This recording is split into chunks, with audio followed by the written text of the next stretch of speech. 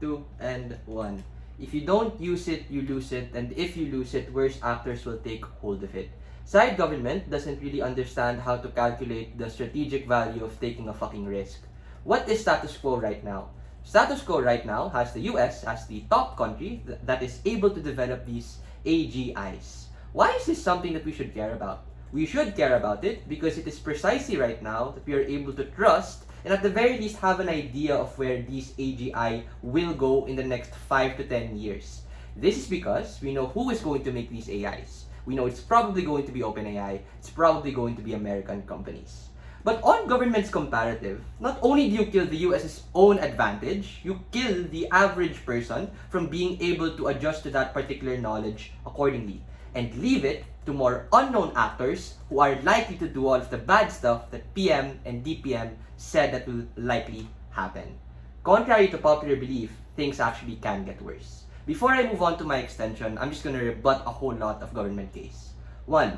Prime Minister says that AGI is going to literally take over humanity and make us live like we are in Wall-E. Their best mech is that they said that these AI machines are going to take away jobs. The reason for this is because machines are just a lot more efficient. I have 2 responses to this. 1. There is literally no incentive for people to take away the most important and most proximate jobs.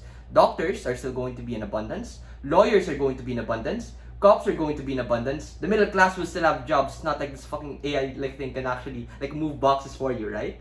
The change that we posit that happens is how these job opportunities are now able to be a lot more safe. Notice that technology that exists on our side. On opposition, you now have lawyers and doctors have far better working hours at this point in which that it is easier for them to offload the massive intellectual labor that they have to do every single day. The second response that Joseph mentioned in his speech is just how on the comparative of what actually happened in the real world, right?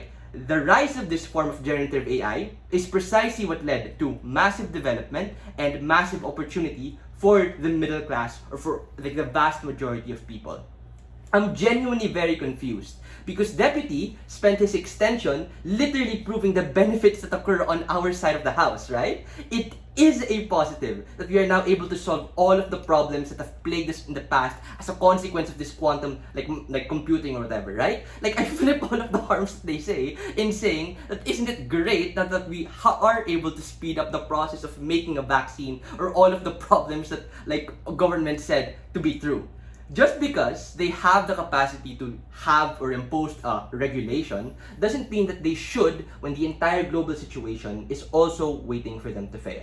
Remember, if the future is AI, it's probably the safest option that the US be in charge. Secondly, the protectionism that government raises is exactly what has led to the US to fall behind China in the EV race. China is not democratic and doesn't play fair. They are cunning, they are ruthless.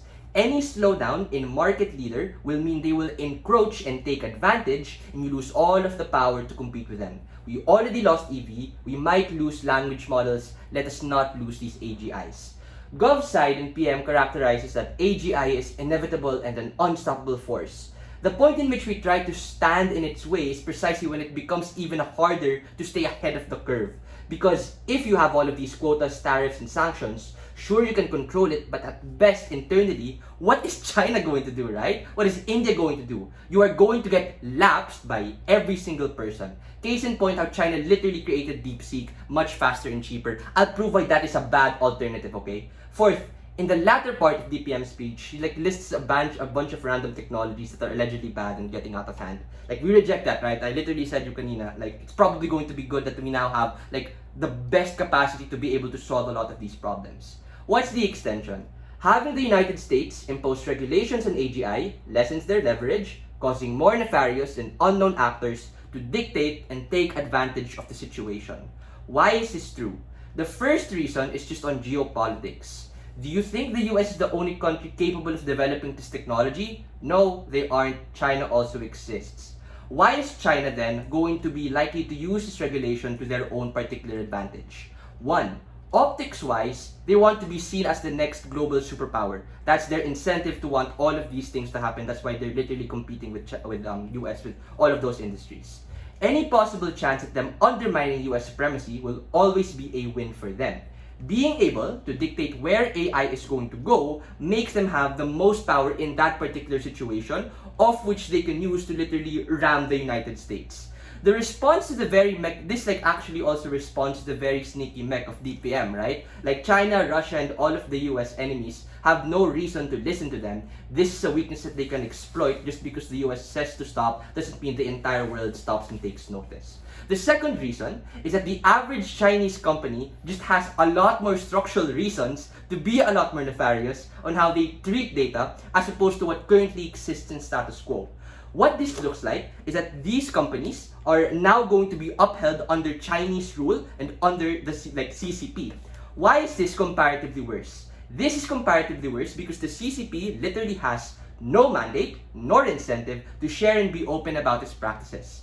This means that any new technological update that happens can totally be hidden from the average point of view of each individual person.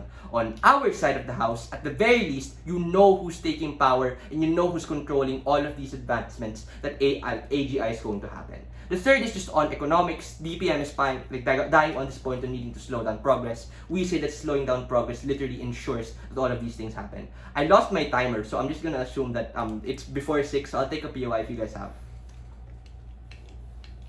Okay, none. Cool. Why then are these the impacts of this extension really important? This now means that the average person on government side of the house is not beholden to any of the information that they have in order to make the best possible decision. This is because all of the people who will now take control of this particular mandate will be in the hold of people who you don't really trust and you don't really know. Comparatively speaking, all of the advancement that come as a consequence of not regulating and being still continuing to have the US be in control of this entire AGI ensures that at the very least, if you do have qualms about generative AI, or if you do have qualms about how this AGI is going to affect you personally, you still have the information to be able to make that decision. I think for all of those reasons, if you don't want to literally destroy your entire future and get all of the harms that PM and DPM talked about, don't impose the tariff. Thank you.